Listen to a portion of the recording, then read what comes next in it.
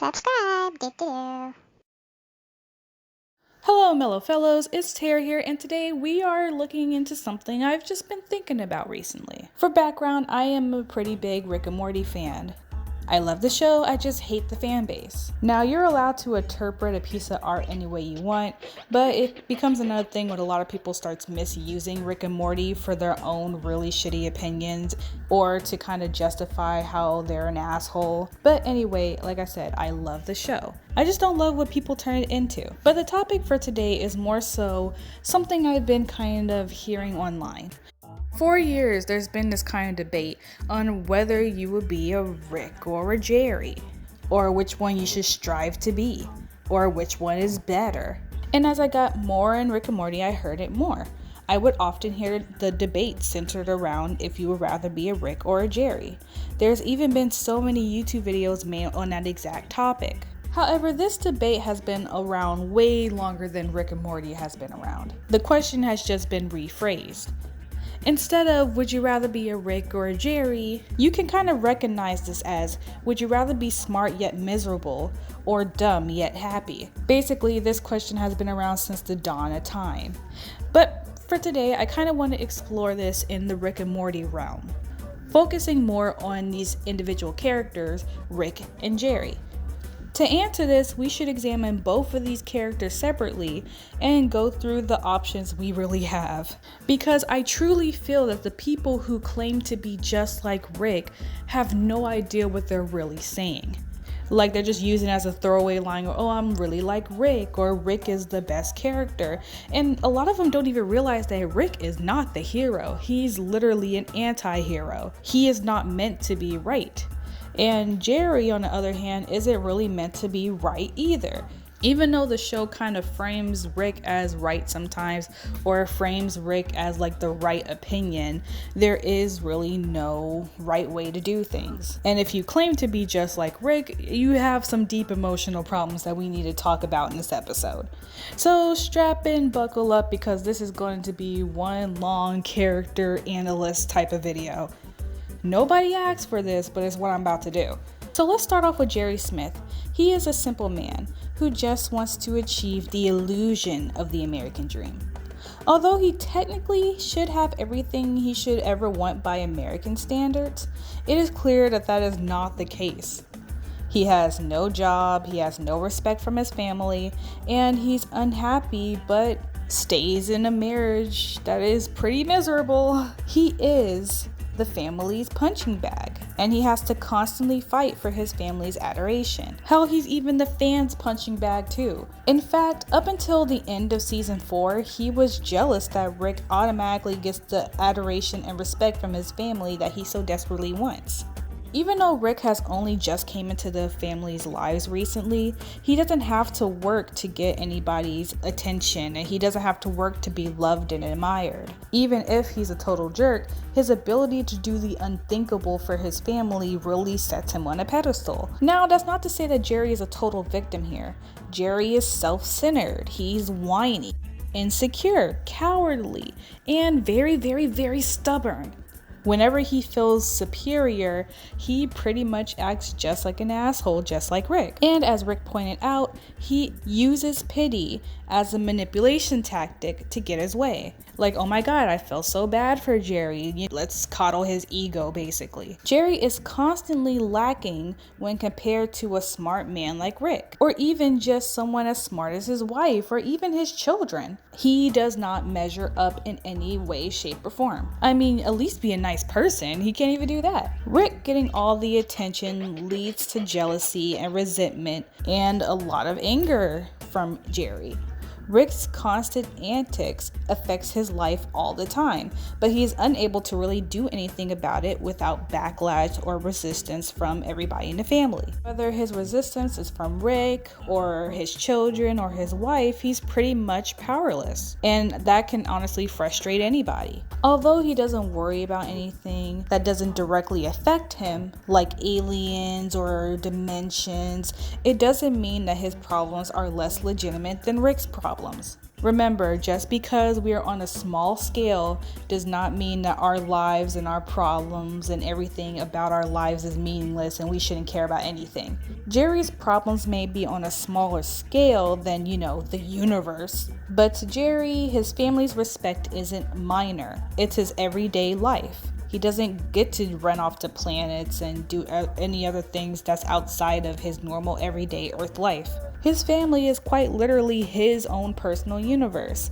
And despite his rocky marriage, he loves Beth and is undoubtedly loyal to his family. Even if he's a bit of a wimp, he's still there to save him, while Rick is trying to literally kick God's ass. The life of his family members is more important to him than his ego, unlike Rick, who had moments of saving people but also had moments of almost letting them die at the same time. Jerry would never leave his family for 20 years or purposely put them in danger. Now, it's true that he might push them in front of him as a shield, but when it's important, he always gets enough courage to save the people he loves.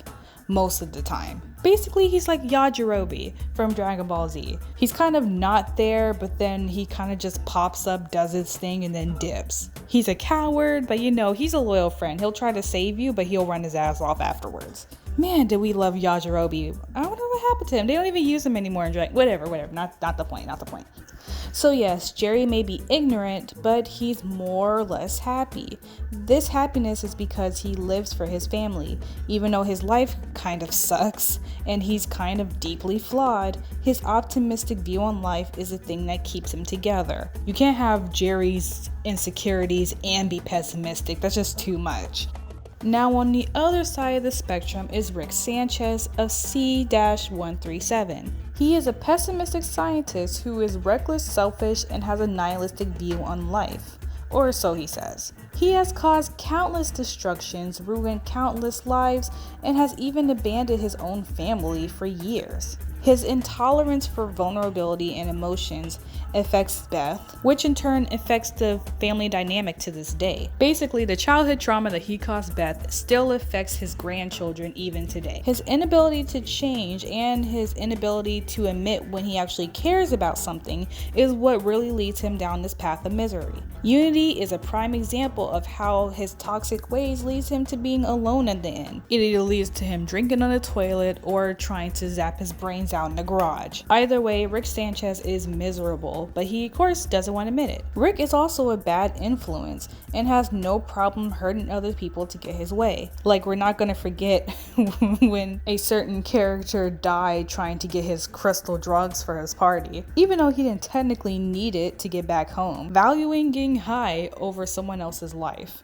which is very Rick. Now, I would admit, it is really funny. It is hilarious, but I'm not trying to talk about the hilarity of it. I'm just talking about the implications that he really does not care about other people's lives as long as he doesn't care about you. If he don't care about you, then you're screwed. You are disposable. Not to mention how controlling and manipulative he is. He would do anything to get his way and would sacrifice whoever to get it.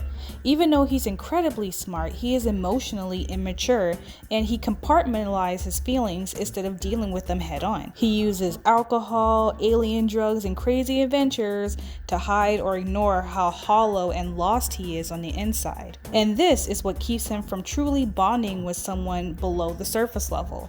Getting anywhere deep with Rick Sanchez is near impossible. Rick himself has admitted in season 3 that he was entitled, narcissistic, and lonely. In the episode Toxic Rick, season 3, episode 6, he clearly sees his love for Morty as an irrational attachment. Let me say this again. He sees loving his grandson as an irrational attachment. He literally sees love as a negative. He sees love as something irrational and something that he should be able to get rid of. He wants to get rid of his humanity, but he just can't find a way to do so. Or maybe he does have a way to do so. Maybe he doesn't want to, but either way, he thinks his humanity is one of his biggest flaws. This 70-year-old man has lived a hard, long, and maybe sad life. His past is unknown at the time of this video, and we may never know exactly how he ended up like this. Now, you may hear all this negative, but Rick isn't all bad. He's fun, he's full of life, he has many friends and he's hilarious. We love Rick for all of those reasons. All of his negative traits make him the perfect anti-hero. Not once did you hear me say I hate Rick Sanchez. I do not hate him. I do see him as someone who is deeply flawed, but is someone toxic that you love. Someone that you can care for but have a healthy detachment from. Despite what Rick may say, he loves his family. Or why else would he have saved them countless times? Hell, why would he even be back? I mean, he has to be putting up with Jerry's crap for some reason, huh? Although that doesn't change the fact that he left his original family to fight the apocalypse, or the fact that he had a tough time choosing Chloe Beth or the real Beth, or the fact that he possibly got the wrong Jerry from daycare. You know what? He probably just, mostly loves Morty. Morty and Beth, definitely. But then again, he had a Morty voucher. I don't know, everybody just seems replaceable to him. It's like he loves them to an extent. So, yikes. Whatever, at least he has cool catchphrases. And he makes pretty good stuff, and he has pretty good cool adventures, so whatever. If Rick can get over his self-destructive, self-loathing, unstable life, he would be happier. Even though his moral ambiguity makes for great comedy, it just makes his life complicated. Him being a genius may make his life fun, but it does nothing but make his life harder, especially his personal life. Because it isn't intelligence that makes Rick miserable, it's his approach to life. He uses his intellect to justify his objectively bad way of handling life's obstacles. His brain could only give him so many passes before it finally catches up to him. No science can make him a good father. There is no formula for succeeding in love or a potion that can make him redeemable in his family's eyes. And that's where Rick's true weakness lies. His inability to have a connection and retain a relationship. Rick Sanchez keeping a relationship is harder than any invention he can come up with. Nothing, and I mean nothing, can make him a better person besides himself. And even that might be too much for this man to handle. He may hold a lot of things over Jerry's head, but the one thing that he can never say is that Jerry is not loved. So back to the original question. Is it better to be a Rick or a Jerry? Well, now's the time you've been waiting for. In my honest opinion, neither. They are both self-centered, egotistical, jerks with an inability to grow. Neither one of them should be aspirational for you to pick. No one should want to be as miserable and lonely as Rick, but no one in their right mind should want to be as oblivious and unself-aware as Jerry. He was literally going to give away his ding-dong to be a national hero on a whole different planet than he knows. Like, he had no connection to them. He just wanted to be seen as a hero, just like he wanted to be seen as a scholar on the planet Pluto. In conclusion, Jerry's an idiot. And also in conclusion, Rick is an asshole. A jerk who may possibly never have love again in his entire life. Jerry lives in a bubble and has no problem living a life where he questions nothing. I mean, remember that whole job in the Federation thing? And of course, we do need Jerry to balance out all the pessimism in the show, because all the other family members are all pessimistic and bit of assholes in their own ways. But come on, Jerry has a whole daycare dedicated to him.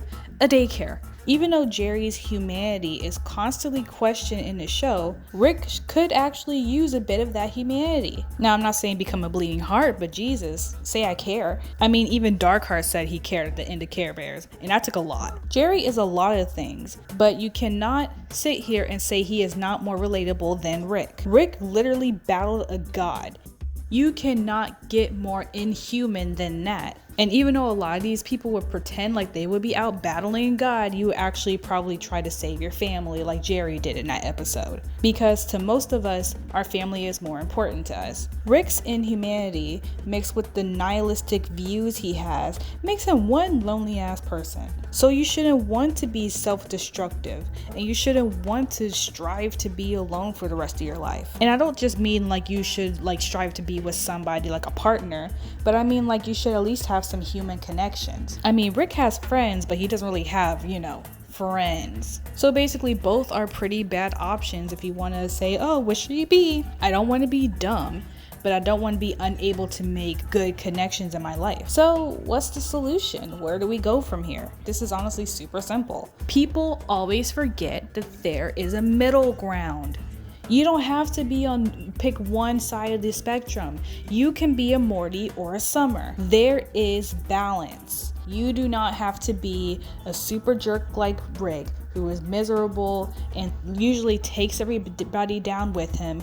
And you don't have to be a Jerry, who is so oblivious that he often gets his family in trouble unintentionally and often just looks like a jerk. Just a real jerk. You can be in the middle. And that middle, in my opinion, is Morty or Summer. Jerry and Rick have very opposite personalities, but they mirror a lot of the same flaws. Either way, both men are extreme versions of the ends of the spectrum.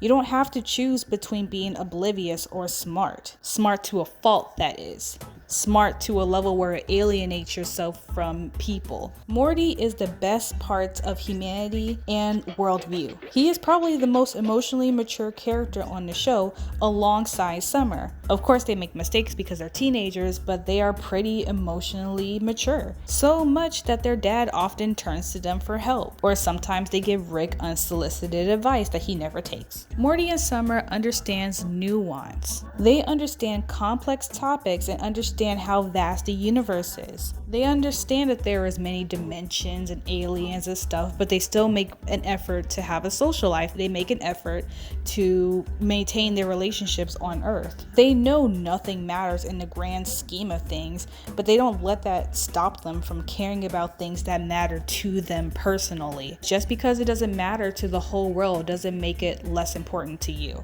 They both continue to live their lives, but also has an understanding about their place in the universe. And more importantly, they are capable of taking care of themselves and each other. They are competent enough to navigate their own relationships. And that's why I think they really do make a good team whenever they decide to work together. Their brother-sister thing is pretty funny, but whenever they actually team up on somebody, then it's a real slam. I mean, one of my favorite parts is Morty and Summer in the car with Jerry after, that girlfriend situation. And to be perfectly honest, most of us fall into this category to begin with.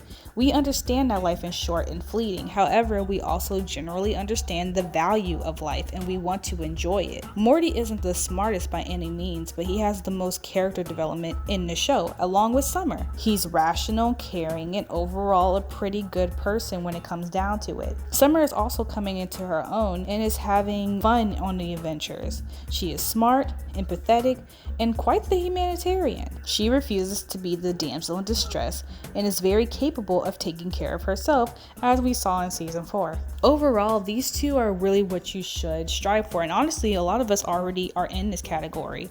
We know that there's nothing to bring back our time or get our loved ones back. We know the value of life. And we know that we don't always have all the time in the world. We don't have a time machine to go back. We don't have a clone machine. We don't have all the stuff that Rick has at his disposal. We are human. And I feel like everybody who tries to pretend like they're Rick doesn't have the slightest clue what Rick actually goes through. Because we might be lonely in our little bubbles, but we're not lonely in the universe. We're not lonely online. We know there's people like us around us.